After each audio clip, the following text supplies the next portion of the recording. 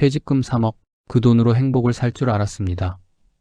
그런데 아내는 그날 집을 나갔습니다. 남은 건 편지 한 장뿐이었죠. 안녕하세요. 이 이야기는 평생을 일만 하던 한 남자의 진짜 고백입니다. 시작 전에 구독과 좋아요 눌러주시면 당신의 하루에도 따뜻한 편지 한 장이 닿길 바랍니다. 어떤 사연인지 들어보세요. 퇴직한 지 6개월째 되던 날이었습니다. 그날도 아침 6시 정각에 눈이 떠졌죠. 35년 동안 같은 시간에 출근하던 습관은 쉽게 사라지지 않더군요. 거실 시계 소리가 괜히 크게 들렸습니다. 이제 정말 아무데도 안 가도 되는구나. 그 말을 스스로에게 해보았지만 이상하게 마음이 허전했습니다. 커피를 내리려다 싱크대 위에 놓인 흰 봉투 하나를 발견했습니다. 아내의 필체였습니다. 당신에게. 봉투 안에는 딱 한 장의 편지가 들어있었어요. 제 이름 대신 숫자 하나만 적혀 있었습니다. 3억. 그 순간 제 머릿속엔 온갖 생각이 스쳤습니다. 혹시 숨겨둔 빚이라도 있었던 걸까? 아니면 그동안 모아둔 적금의 잔액을 뜻하는 걸까? 이상하게 그 숫자가 제 심장을 조여왔습니다. 그날 저녁 아내는 평소처럼 조용했습니다.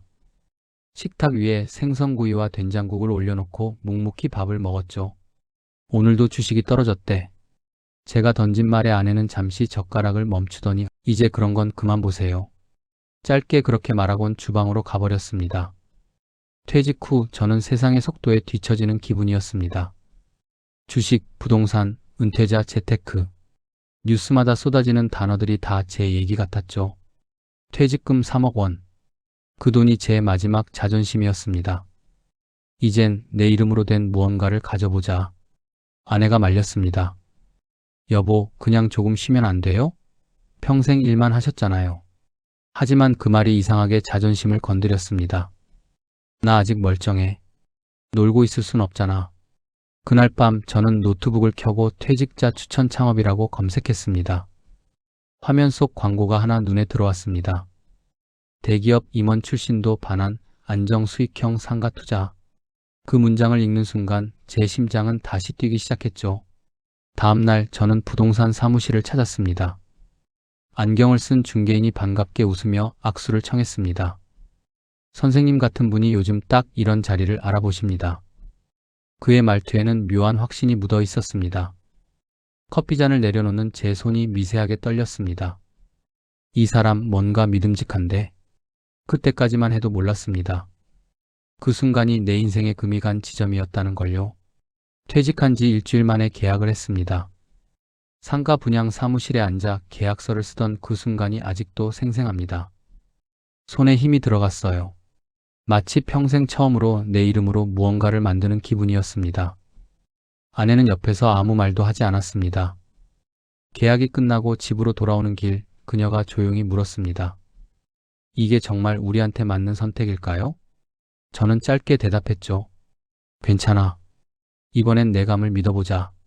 그날 밤 저는 와인 한 잔을 따랐습니다. 이제 나도 사업가다. 그런 생각을 하니 어깨가 으쓱해졌습니다. 그동안 회사에서 누군가의 지시만 받던 인생이었는데 이제는 내가 결정을 내리는 사람이 된 거잖아요. 그런데 이상하게 그 와인 맛이 조금 썼습니다. 첫 달은 아무 문제 없었습니다. 부동산 중개인 말대로 세입자가 곧 들어왔고 매달 월세가 통장에 찍히는 걸 볼 때마다 아, 이제 진짜 성공적인 노후구나 싶었죠. 아내도 처음엔 안심한 듯 보였습니다. 가끔 저녁 식사 후 창문 너머 불 켜진 상가를 바라보며 당신 말이 맞았네요 하고 웃었어요. 그 말이 얼마나 달콤했는지 모릅니다. 하지만 그 웃음은 오래가지 않았습니다. 두 번째 세입자가 계약을 끝내고 나가겠다고 연락해 왔습니다. 이유는 간단했습니다. 사람이 안 다녀요. 그제야 깨달았어요. 제가 산 곳이 새로 개발되는 외곽 지역이었거든요. 아직 도로도 다 닦이지 않은 그곳에서 장사를 한다는 게 애초에 무리였던 겁니다. 아내는 조심스레 말했습니다. 다른 세입자 빨리 구하면 되잖아요. 그 말이 위로가 되지 않았습니다. 부동산은 전화를 받지 않았고 관리비와 대출이자 고지서만 연달아 도착했죠. 하루에도 몇 번씩 통장 잔액을 확인했습니다. 숫자가 점점 줄어들수록 제 마음도 작아졌습니다. 어느 날 저녁 식탁에 앉은 아내가 말했습니다. 여보, 그냥 조금만 정리해요. 손해를 보더라도. 저는 그 말을 끊었습니다. 아직 시작도 안 했는데 뭘 정리해? 목소리가 생각보다 크게 나갔습니다. 아내가 젓가락을 내려놓으며 한숨을 쉬었죠. 당신이 점점 낯설어 보여요. 그날 밤 잠이 오지 않았습니다. 거실 불을 켜고 통장을 펼쳐봤습니다. 여지없이 매달 지출이 되어 나가는 돈이 퇴직금 3억을 마구 까가먹어가고 있었습니다. 손끝이 떨렸습니다. 그때 서랍 안쪽에서 낯익은 흰 봉투가 하나 보였습니다. 며칠 전 아내가 뭔가를 넣어 두던 그 봉투였습니다. 꺼내려다가 손을 멈췄습니다. 괜히 열었다가 무서운 말이 적혀 있을까 봐요. 눈을 감았는데도 숫자가 떠올랐습니다. 3억. 그 숫자가 자꾸 제 귓가에 맴돌았습니다. 마치 벌처럼 윙윙거리며 잠을 깨웠습니다. 그날 이후 저는 하루에도 수십 번씩 계산기를 두드렸습니다. 남은 잔액, 다음 달 이자, 관리비, 전기세, 그리고 체면. 그게 제 전부였습니다. 3달이 지나도록 세입자는 나타나지 않았습니다. 처음엔 전화를 걸어 설득도 해보고 광고도 내봤습니다. 하지만 돌아오는 건 똑같은 말뿐이었습니다. 위치가 조금 애매하네요. 주차가 불편해서요. 근처에 비슷한 매물이 너무 많아요. 휴대폰 벨소리가 울릴 때마다 심장이 덜컥했습니다. 혹시 세입자가 나타난 걸까? 아니면 은행일까? 확인할 때마다 대출 이자 납입일 안내 문자가 떠 있었죠. 아내는 그럴 때마다 한숨을 쉬며 커튼을 걷었습니다. 날씨 참 좋네요. 그 말이 왜 그렇게 차갑게 들렸는지 모르겠습니다. 그날 이후 집안엔 말이 줄었습니다. 아내는 식탁 반대편에 앉아도 눈을 마주치지 않았고 저는 일부러 신문을 들춰가며 모른 척했습니다. 신문 속 부동산 광고를 보는 척하면서요. 밤마다 커피를 진하게 내려 마셨습니다. 그 쓸쓸한 맛이 제 현실 같았습니다.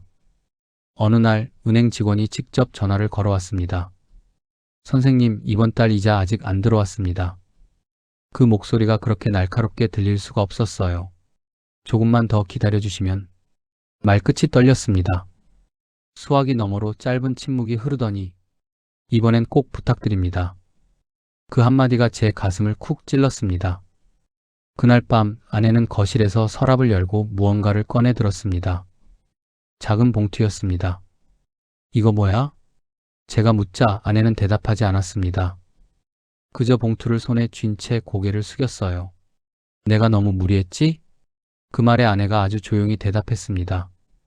당신이 무리한 게 아니라 나를 잊은 것 같아요. 그 말이 오래 머리에 남았습니다. 무엇을 잊었다는 뜻일까?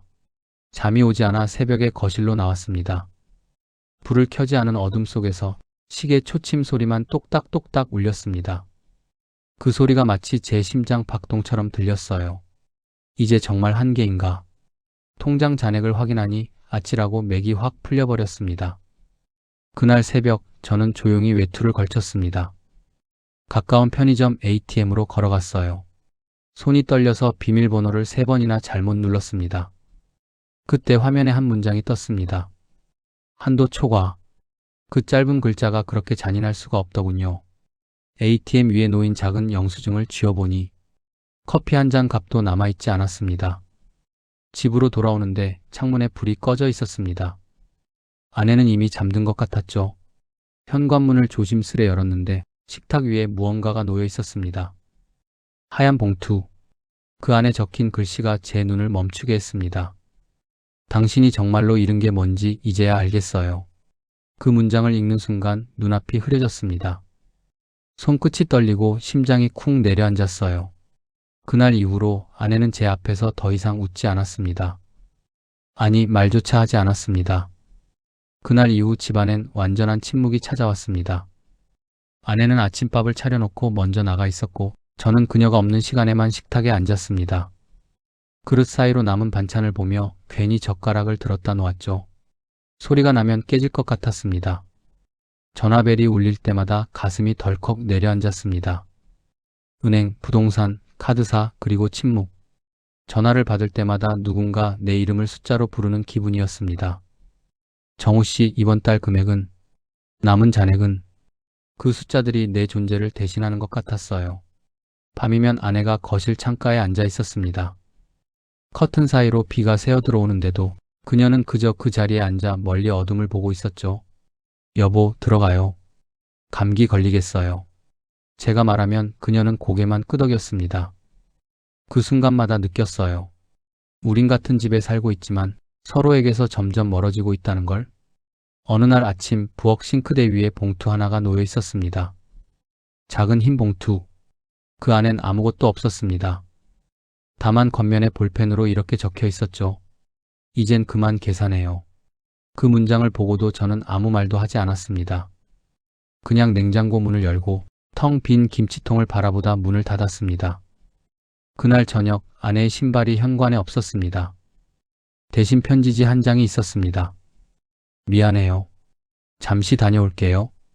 그 짧은 문장 아래엔 그녀의 이름이 아니고 제 이름이 적혀 있었습니다. 그게 이상하게 마음을 무겁게 눌렀습니다. 잠시라는 단어가 그렇게 멀게 느껴진 건 처음이었어요. 밤새 불을 켜둔 채 앉아 있었습니다. 시계 초침이 돌 때마다 심장이 쿵쿵거렸습니다. 새벽 3시 문득 주방으로 향했습니다. 식탁 위엔 커피 한 잔이 있었어요. 그녀가 마시다 둔 것 같았습니다. 커피 표면에 비친 제 얼굴이 낯설었습니다.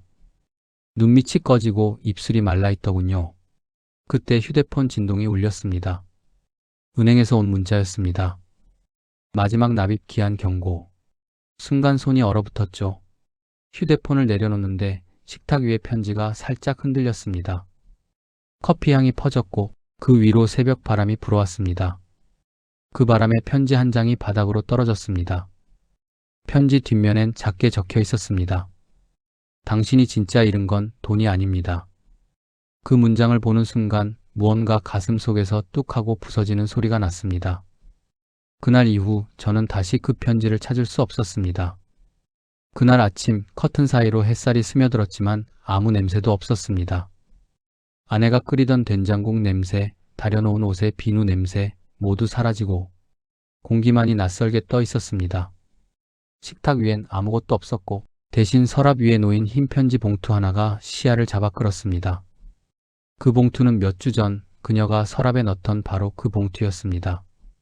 그때는 열지 못했던 그것을 이번엔 두 손으로 천천히 꺼내 들었습니다. 봉투는 생각보다 두껍지 않았습니다. 테이프도 붙어 있지 않았습니다. 그냥 접혀 있을 뿐이었죠. 숨을 한번 삼키고 조심스레 펼쳤습니다.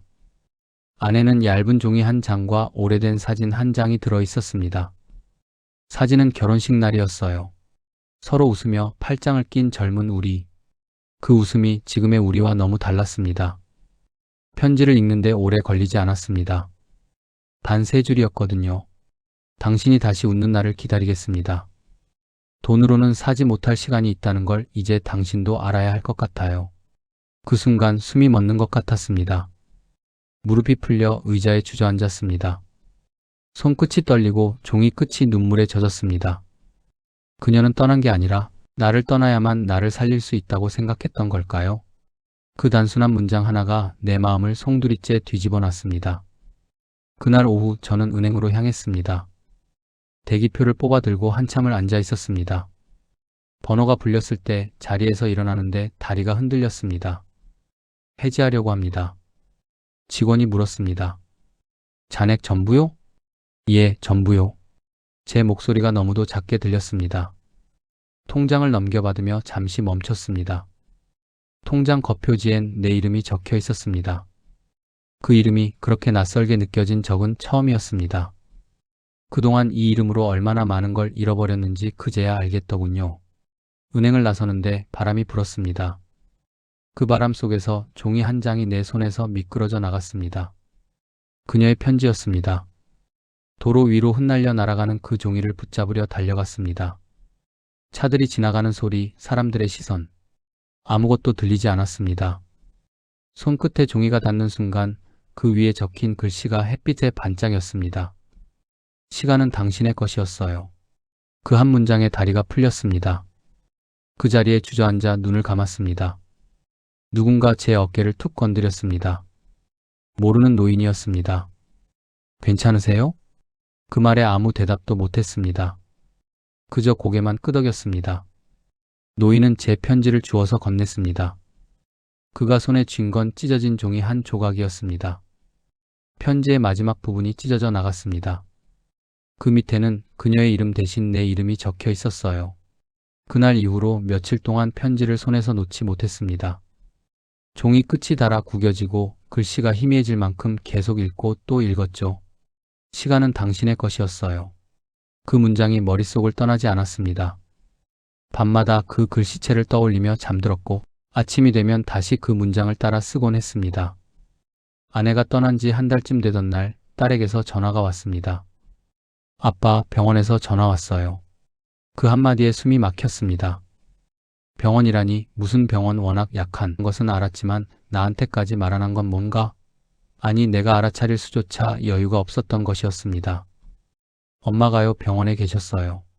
손에서 휴대폰이 떨어졌습니다. 요양병원 복도는 조용했습니다. 향 냄새와 희미한 소독약 냄새가 뒤섞여 코끝을 찔렀습니다. 창문가에 앉아있는 아내의 뒷모습이 보였어요. 머리카락은 조금 휘어졌고 손등에는 링거 자국이 남아 있었습니다. 그녀는 제 쪽을 돌아보지도 않았습니다. 그냥 창밖을 바라보고 있었죠. 왜 말 안 했어요? 제 목소리가 떨렸습니다. 그녀가 천천히 고개를 돌렸습니다. 눈동자 속에 놀람보다 미안함이 먼저 스쳤습니다. 당신이 너무 힘들어 보였어요. 그녀의 목소리가 바람처럼 낮게 흘렀습니다. 당신까지 무너질까봐 말 못했어요. 그 한마디에 그동안 제가 쏟아낸 분노와 한숨들이 한꺼번에 무너졌습니다. 그럼 편지는요? 그건 미리 쓴 거예요. 언젠가 당신이 나를 찾을 때 마지막으로 남겨두려고. 그녀가 조용히 웃었습니다. 당신은 늘 일로 바빴잖아요. 이제야 조금 쉬게 됐네요. 눈물이 뺨을 타고 흘렀습니다. 그녀의 손을 잡으려 했는데 손끝이 얼음처럼 차가웠습니다. 그 순간 알았습니다. 이 사람은 이미 오래전부터 준비하고 있었다는 걸. 나를 떠나야만 내가 다시 살아날 거라는 걸. 가방에서 그 편지를 꺼냈습니다. 찢어진 부분을 펼쳐 보이자 그녀가 미소를 지었습니다. 그 문장 잘 봤죠? 고개를 끄덕였어요. 이젠 그 시간이 당신 거예요. 그녀가 마지막으로 한 말이었습니다. 창밖으로 햇빛이 들어와 커튼을 비추었습니다. 하얀 빛이 그녀의 얼굴에 닿을 때 잠시 모든 게 멈춘 것 같았습니다. 그 순간 시계가 째깍거리는 소리가 멀리서 들렸습니다. 퇴직식 날 받았던 금시계. 그 시계가 제 가방 속에서 조용히 돌아가고 있었습니다. 그녀의 눈이 천천히 감기고 손끝이 내 손 위에서 천천히 떨어졌습니다. 그때 시계가 딱 하고 멈췄습니다. 병원을 나오는 길에 하늘이 이상하게 맑았습니다. 아내가 세상을 떠난 날인데 햇살은 따뜻했고 바람은 부드러웠습니다. 그 바람이 내 얼굴을 스치는데 마치 그녀의 손길 같았습니다. 주머니 속에서 시계를 꺼냈습니다. 퇴직식 날 회사에서 받았던 그 금시계. 시간이 멈춘 채로 제 손 안에 있었습니다. 초침이 더 이상 움직이지 않는 걸 보면서 이상하게 마음이 편해졌습니다. 그토록 두려워하던 멈춤이 이제는 조금도 무섭지 않았습니다. 아내를 보내고 이러저한 일들이 꿈결이 지나가듯 흘렀습니다. 집으로 돌아왔을 때 식탁 위에는 아무것도 없었습니다. 냄비는 식었고 벽시계는 오후 3시를 가리키고 있었죠. 그런데 이상하게 공기가 다르게 느껴졌습니다. 이 집에 다시 햇살이 들어오고 있었습니다. 창문을 열었더니 먼지가 햇살 속에서 춤추듯 떠 있었습니다. 그 속에서 커피를 내렸습니다. 향이 퍼질 때마다 그녀가 주던 미소가 떠올랐습니다. 커피잔 옆에 편지를 놓았습니다. 이젠 울지 않고 그저 가만히 바라봤습니다. 편지 종이 위에 제 손 그림자가 얹혀졌습니다. 그림자가 흔들렸습니다. 나 이제 조금은 알겠어. 그 말을 속으로 중얼거렸습니다. 아무도 듣지 못했지만 그녀는 어딘가에서 들었을 것 같았습니다. 그날 이후 나는 매일 아침 같은 시간에 일어납니다. 예전처럼 출근하지 않아도 커피를 내리고 신문을 펼치고 창밖의 하늘을 바라보는 게 하루의 시작이 됐습니다. 가끔 복지관에서 아이들에게 글을 가르칩니다. 연필을 쥔 아이들의 손끝에서 삶의 온기가 느껴집니다. 그 온기가 내 손끝까지 전해져서 묘하게 따뜻해집니다. 아이들 중 한 명이 물었습니다. 선생님은 왜 맨날 웃어요? 그 말에 잠시 멈칫했다가 그냥 대답했습니다. 이제야 웃는 법을 배웠거든. 수업이 끝나고 복지관을 나올 때면 주머니 속에 늘 그 편지를 넣고 다닙니다. 가끔 꺼내 읽어봅니다. 글씨가 조금씩 발해가지만 그 문장은 여전히 제 마음을 붙잡습니다. 당신이 다시 웃는 날을 기다리겠습니다. 그녀는 이제 없지만 그 문장 속에서 여전히 제 곁에 있습니다. 아니, 어쩌면 그녀는 이 문장을 통해 지금도 제 안에서 살아있는지도 모르죠. 오늘도 새벽에 눈을 떴습니다. 시계는 여전히 멈춘 채로 초침 대신 새소리가 시간을 알려줍니다. 그녀가 떠난 지 어느덧 반년이 지났습니다. 하지만 이상하게 이 집이 더 따뜻해졌습니다. 커튼 사이로 들어오는 빛이 부드럽고 식탁 위에 놓인 커피잔에서도 여전히 향이 납니다. 아침마다 나는 그 편지를 꺼냅니다. 이젠 찢어진 자국도 얼룩도 익숙해졌습니다. 편지지를 손끝으로 쓸어내리면 그녀의 손길이 따라오는 듯합니다. 그녀가 마지막으로 썼던 그 문장. 시간은 당신의 것이었어요. 이제야 그 의미를 조금은 알 것 같습니다. 젊을 때는 시간이 돈이라고 믿었죠. 돈이 있으면 시간이 생긴다고 생각했습니다. 하지만 결국엔 돈이 시간을 다 삼켜버리더군요. 그리고 그 잔해 속에서야 나는 진짜 시간을 만났습니다. 그건 누군가를 떠올리며 숨을 고르고 그리운 마음으로 하루를 견디는 일. 그게 진짜 시간이었어요. 커피를 다 마시고 나면 편지를 조심스레 접어서 품에 넣습니다. 그리고 아내의 사진이 있는 벽을 바라봅니다. 나 오늘도 다녀올게요. 그 말이 입에서 저절로 나옵니다. 그녀는 대답하지 않지만 햇살이 살짝 흔들리며 대신 인사해 줍니다. 오늘따라 유난히 하늘이 맑습니다. 아내가 떠난 그날처럼 그 하늘 아래서 나는 천천히 걸어갑니다. 주머니 속 편지 종이가 바람에 흔들리고 그 소리가 마치 그녀의 숨소리처럼 느껴집니다. 살아있다는 게 이런 건가 싶습니다. 그리움과 고요가 섞여서 이상하게 따뜻한 마음이 됩니다. 문득 길가에 앉은 노부부가 눈에 들어왔습니다. 서로 손을 잡고 있었죠. 그 모습을 한참 바라보다가 괜히 미소가 지어졌습니다. 이제는 그런 풍경이 부럽지 않습니다. 누군가를 잃어본 사람만이 그 마음의 무게를 알거든요. 집으로 돌아와 커피를 다시 내립니다. 김이 오르는 그 순간 그녀의 목소리가 귓가에서 들리는 것 같았습니다. 이제야 조금 당신 같아요. 나는 천천히 고개를 끄덕였습니다. 그래요, 이제야 조금은 나답지? 시간을 잃고 나서야 비로소 시간을 살게 되었으니까요. 여러분은 마지막으로 사랑하는 사람에게 편지를 써본 적 있으신가요? 그리고 마지막 한 문장이 떠오릅니다. 행복은 통장에 찍히지 않는다. 마음이 남는 곳에 있다.